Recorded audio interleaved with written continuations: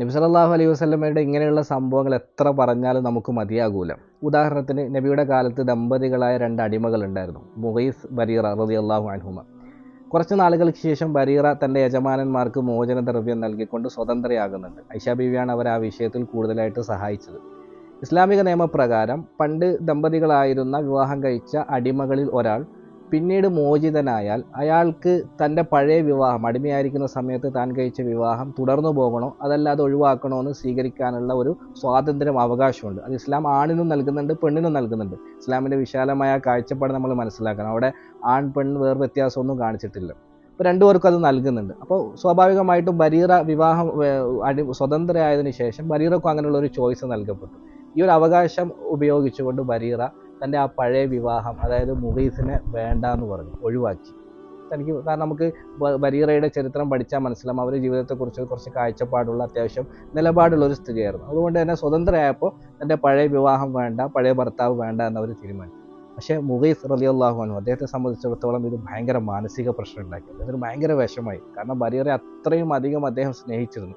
അദ്ദേഹത്തിന് താങ്ങാൻ കഴിയാത്തൊരവസ്ഥയിലെത്തി. ചരിത്രകാരന്മാർ പറയുന്നു, മദീനയുടെ തെരുവീതികളിലൂടെ ബരീറയുടെ പിന്നാലെ അദ്ദേഹം കരഞ്ഞു നടന്നു എന്നാണ്. ഹദീസ് റിവായത്ത് ചെയ്യുന്ന ഇബ്നു അബ്ബാസ് റളിയല്ലാഹു അൻഹു പറയുന്നു, ഇപ്പോഴും ആ കാഴ്ച എൻ്റെ കണ്ണിലുണ്ട്. ബരീറയുടെ പിന്നാലെ മുഗീസ് ഇങ്ങനെ കരഞ്ഞു നടക്കുന്നു, കവിൾത്തടത്തിലൂടെ അദ്ദേഹത്തിൻ്റെ കണ്ണുനീർ ഇങ്ങനെ ചാലിട്ടൊഴുകുന്നുണ്ട്. ആ കാഴ്ച ഇപ്പോഴും എൻ്റെ കണ്ണിലുണ്ട് എന്ന് ഇബ്നു അബ്ബാസ് റളിയല്ലാഹു അൻഹു പറയുന്നുണ്ട്.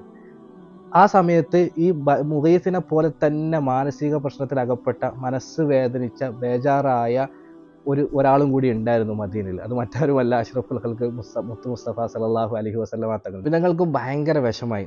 നമ്മളൊന്ന് ആലോചിച്ചാൽ, മുഗീസ് എന്ന് പറഞ്ഞാൽ സമൂഹത്തിൽ താഴേക്കടയിലുള്ള അടിമയായ ഒരാളാണ്, ആരാലും ശ്രദ്ധിക്കപ്പെടാത്ത ആളാണ്. പക്ഷേ നബിതങ്ങളെ സംബന്ധിച്ചിടത്തോളം അനുചരന്മാരിൽ ഒരാൾ വേദനിക്കുന്നു, വിഷമിക്കുന്നു, കരഞ്ഞു നടക്കുന്നു എന്നറിഞ്ഞാൽ പിന്നെ നിക്കപ്പുറത്തി ഉണ്ടാവില്ല. നബിതങ്ങൾക്ക് ഭയങ്കര ബേജാറാവും. അപ്പോൾ മുഗീസിൻ്റെ വേദന നബിതങ്ങളുടെയും കൂടി വേദനയായി മാറി. അബ്ബാസ് റളിയല്ലാഹു അൻഹു കൊച്ചാപ്പയോട് നബിതങ്ങൾ ചോദിക്കുന്നുണ്ട്, അലാ തഅജബ് മിൻ ഹുബ്ബി മുഗീസ് ലി ബരീറ വമിൻ ബുഗ്ളി ബരീറ ലി മുഗീസ്.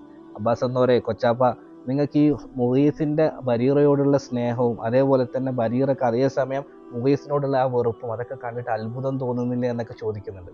അതിനുശേഷം നബിതങ്ങൾ അവിടെ നിന്ന് എഴുന്നേറ്റ് നേരെ ബരീറയുടെ അടുക്കലേക്ക് പോവുക. ഞാൻ എപ്പോഴും ഈ ചരിത്രം വായിക്കുമ്പം അത്ഭുതപ്പെടാറുണ്ട്. എന്തിനാണ് റസൂലുള്ള ഇന്നലെ മാത്രം സ്വതന്ത്രയായ ഒരു പെൺകുട്ടിയുടെ അടുക്കലേക്ക് പോകുന്നത്?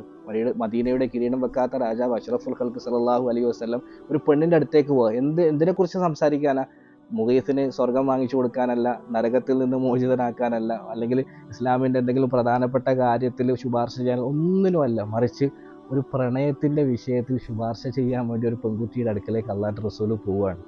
ആ ഒരു വിഷയം പ്രണയമാണെങ്കിലും ആ പ്രണയത്തിലൊരു ന്യായമുണ്ടെന്ന് മനസ്സിലാക്കിയപ്പോൾ, അതിലൊരു സത്യമുണ്ടെന്ന് മനസ്സിലാക്കിയപ്പോൾ, ആ പ്രണയം ആത്മാർത്ഥമാണെന്ന് നിബിധങ്ങൾ തിരിച്ചറിഞ്ഞപ്പോൾ, ആ പ്രണയത്തിൻ്റെ പേരിൽ തൻ്റെ അനുചരന്മാരിൽ ഒരാൾ വേദനിക്കുന്നു, വിഷമിക്കുന്നു, കരഞ്ഞു നടക്കുന്നു എന്ന് മനസ്സിലായപ്പോൾ ഹബീബ് ഒരു മടിയും വിചാരിക്കാതെ ആ സ്ത്രീയുടെ അടുക്കലേക്ക് പോകും. അവിടെ എത്തിയിട്ട് ബരീറയോട് റസൂലുള്ള ചോദിക്കാൻ വേണ്ടിയിട്ട് ഉപയോഗിച്ച ഒരു വാക്കുണ്ട്. അത് റസൂലിനല്ലാതെ, ഹബീബിനല്ലാതെ വേറൊരാൾക്കും അങ്ങനെ ചോദിക്കാൻ കഴിയില്ല. അറബിയിൽ നബിതങ്ങൾ ചോദിച്ചത് ലൗ റാജഅതീഹി എന്നാണ്.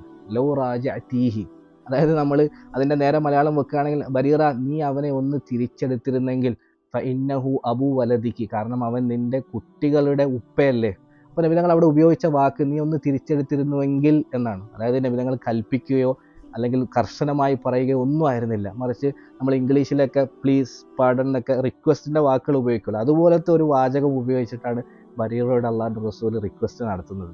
അപ്പോൾ ബുദ്ധിമതിയായ ആ സ്ത്രീ തിരിച്ച് റസൂലിനോട് ചോദിച്ചു, നബിയെ, അങ്ങ് അതഅ്മുറുനി, നബി അങ്ങ് എന്നോട് കൽപ്പിക്കുകയാണോ, നിർബന്ധപൂർവ്വം ചെയ്യാൻ ആവശ്യപ്പെടുകയാണോ? അപ്പോൾ റസൂൽ പറഞ്ഞു, ഇന്നമാന അഷ്ഫ, അല്ല, എനിക്ക് കൽപ്പിക്കാനുള്ള യാതൊരു സ്വാതന്ത്ര്യവും ഇല്ല. കാരണം ഇത് നിൻ്റെ ചോയ്സാണ്, നിൻ്റെ ഫ്രീഡമാണ്, നീയാണ് തീരുമാനിക്കേണ്ടത്. അതിൽ ഇടപെടാൻ എനിക്ക് യാതൊരു സ്വാതന്ത്ര്യമില്ല, അത് നീ തന്നെ തീരുമാനിക്കണം. ഞാൻ ജസ്റ്റ് ഒന്ന് റിക്വസ്റ്റ് ചെയ്യുക മാത്രമാണ്, ഇന്നമാന അഷ്ഫ എന്ന് അള്ളാഹുവിൻ്റെ റസൂൽ പറഞ്ഞു.